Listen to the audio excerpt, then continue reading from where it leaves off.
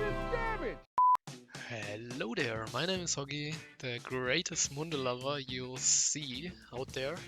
And there couldn't be a better time to play Mundo than right now, since Mundo is actually the #1 top laner at the moment, due to Riot's recent interesting adjustments. So thanks for that, Riot. And in this guide I wanna show you the best runes built and playstyle for Mundo in my opinion. So first off, let's talk about the items. I'd usually start with a Doran shield with a potion. I used to also start with a ruby crystal sometimes and 2 potions in very easy matchups, but nowadays I really mostly prefer to have additional sustain in lane to have an easier laning phase. So if you're very confident that your lane will be easy, you could still think about starting with a ruby crystal in order to get your core item faster. But yeah, you can basically also just start every game with Doran shield if you want. So the core items, pretty straightforward. You always wanna go hard steel on Mundo, since this item is like perfect for Mundo, because Mundo's whole kit scales with HP. This gives us like so much HP, and you infinitely can stack even more HP and get some really high burst auto attacks off with this item. It's insane, and this item perfectly synergizes with Titanic as the second item. Also because this item scales with HP as well, so your auto attacks will hurt a lot. It's insane. If you're kinda struggling, you could also think about getting a situational item first, like Turbo Chem Tank when you're behind and need MR, or Sunfire when you need armor. Otherwise, I would mostly go one of these 2 items as third purchase. Maybe you will need Thornmail, or what's the pre-item called? A Bramble Vest if you need anti-heal. The problem with Thornmail, however, is that you cannot get those 40% grievous wounds because Mundo has no immobilizing spells. So yeah, usually I mostly stick with a Bramble Vest at least, if I need anti-heal. The other items that are really good on Mundo is, for example, Force of Nature if you need movement speed and magic resist. This is especially good against champs that do constant magic damage over time. And Spirit Visage is quite good to enhance your heal, which I really like when I have an additional enchanter or healer in my team. So also the healing will be more effective on me from other sources than myself. Then Renderings of course is a good purchase against a lot of crit, like when the ADC is very fat or they have 2 champs with crits. Then Deadman's Plate is not bad when you are already ahead and just want more movement speed to run down everyone. And if you need more armor and MR, then Gargoyles is a very solid purchase as well. Gives you both resistances and very big shield that you can use against instant burst damage from the opponent. Varmox is also not a bad item, like maybe last or second last item, maybe against a lot of poke and to regenerate everything up. If you're very confident to mostly survive fights, then this could be good. And maybe when you're super ahead already and want to end even faster, Sterix Gauge would also not be too bad. But I would mostly go for other items first. So next, let's look at the runes. In general, I'm using 2 different rune pages depending on my matchup. This is usually my rune page versus rather easy matchups. I called it Agromundo because you can go very offensive in those lanes when I use it, because you have to be confident to regularly get your grasp stacks. So to be able to run up to your opponent without getting out-traded too hard. However, if you have to be cautious, especially in the early game, since Mundo's early game is the weakest. In many matchups, I'm also using First Strike. So this is actually not even troll. You will be surprised. With this room page, you can play very defensively and play more like a poke style in laning phase. So you can constantly proc your first strike with your Q or your E when you last hit minions. So it's actually surprising how often you can proc this in lane, and it will allow you to get a lot of gold, get your items way faster. You also won't have to purchase boots, so yeah, you will have a lot of money, a lot of more money than usually, especially in hard matchups. This can be very effective. Also, the future market allows you to get your items sooner, so this can be very good to just come online faster. That's why I highly value this room page. And in case some of you have watched my last guide, you might also remember that it was already my main room page in the last season anyway. Alright, let's jump into some gameplay now. First of all, you will always max the Q, and then E, then W, and whenever you can put points in your ultimate, of course. But it's not just important what to max, but also how to use your spells properly. So first off, in this game we are playing against Gangplank. This is definitely a bit annoying in the early game, since he's almost like range champ with his Q. So that's why I took First Strike instead of Grasp, because I think I won't be able to hit my Grasp that often against him.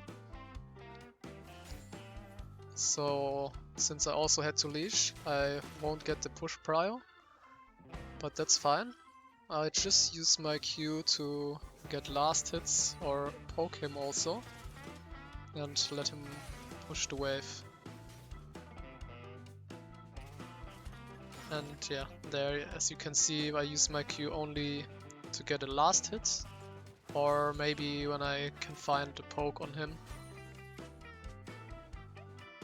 The Q always costs a bit HP, but you get half back when you hit something, and you get a full refund of HP when you hit the opponent or a monster.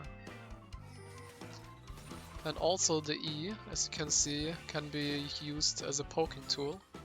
So I'm not just using the Q, like here, again, to always look for constant poke on him, but also an E last hit. And don't forget that E is also an auto-attack reset, so for trading always try to auto-E. And yeah, it's also important that in a matchup where you're playing passively in the early game, that you won't lose too much HP, but it's quite good that at the same time I already did so much damage on him. Like again, I hit him with the E last hit. Of course, here and there I messed up some last hits on the minions, but that's fine, because he's already very low.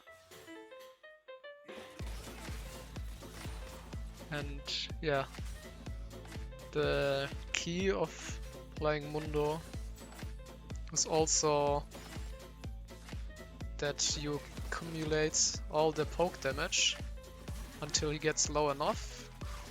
So like here, you can even all in him, even though he's playing a champ that's way stronger in the early game.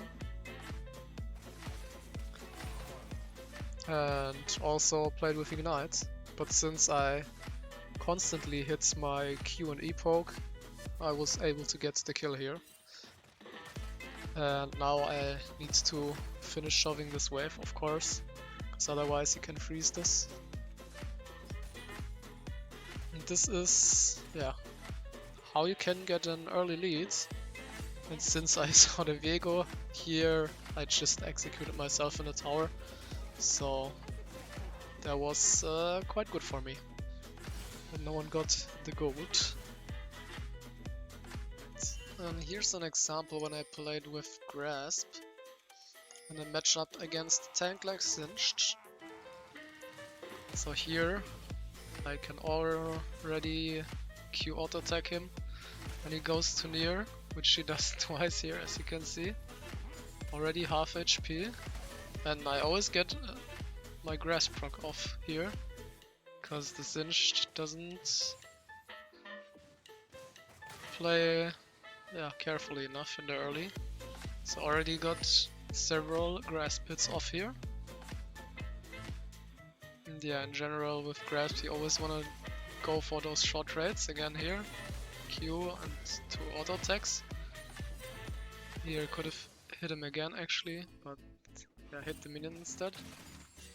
As you can also see, I rarely use my W in the early game. Sometimes I don't even level it up at level 3, because I don't need it yet. But yeah, in general, try to use W as long as you are near someone. So don't activate it too early and don't reactivate it too late. And he's just eating another open Q auto W, auto E.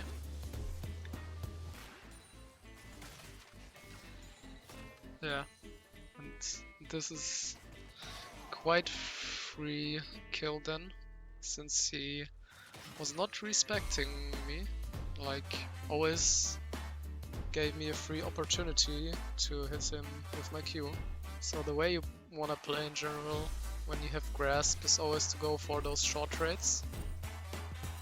And of course when your opponent is not respecting you enough, then you can constantly get those off, but yeah, as I also said, it's against a rather easy matchup. Tanks like Singed can't really auto-trade you.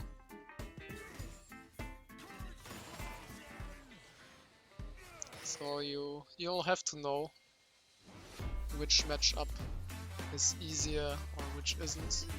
Hard matchups are especially the ones that have true damage or percentile damage. Here again, just gives me free damage. Can go on him again.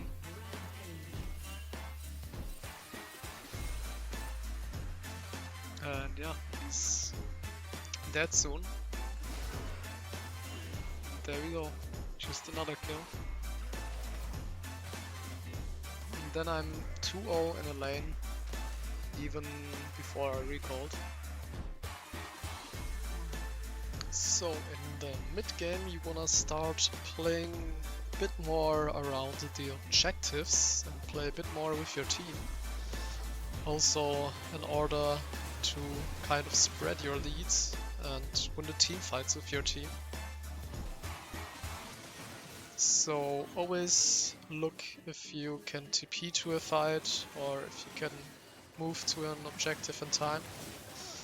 And what you basically do then is just soak up damage, just run at people, or like here, catch everyone else after already one fight. So yeah, you can do very many things as Mundo in team fights. You can kind of zone the enemy, so just stand offensively, you can run him down like this and can dive quite easily. But you can also overdo it a bit, like you'll see here, and actually give away a shutdown to the opponent. So you can also overdo it. And later on with your team, you just wanna keep on looking for fights or keep on looking for engages, because as a Mundo you also have possibility to catch people when they're off positioned, or you see your team is starting a fight and you're near, and then you can join them. Or when you see squishies under the tower, like here, you can easily go for the dive, because Mundo doesn't care about towers.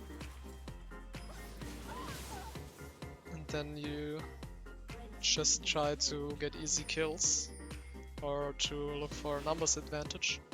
So Mundo can also be kind of a playmaker. When you see someone is very mispositioned and there are no teammates near him, then you can easily pop your ghost or your chem tank and yeah, just run him down. Or if you need it, ghost and ultimate. So Mundo has very many movement speed options to run at people. But for teamfights, you actually always have to assess what's your most important role for that specific game.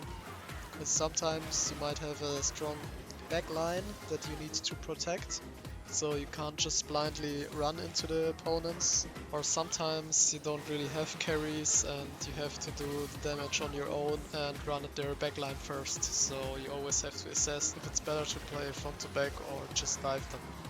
And that's basically the most important things to play Mundo. So if you have further questions or feedback, just leave it in the comments and I'll see you in the next vid.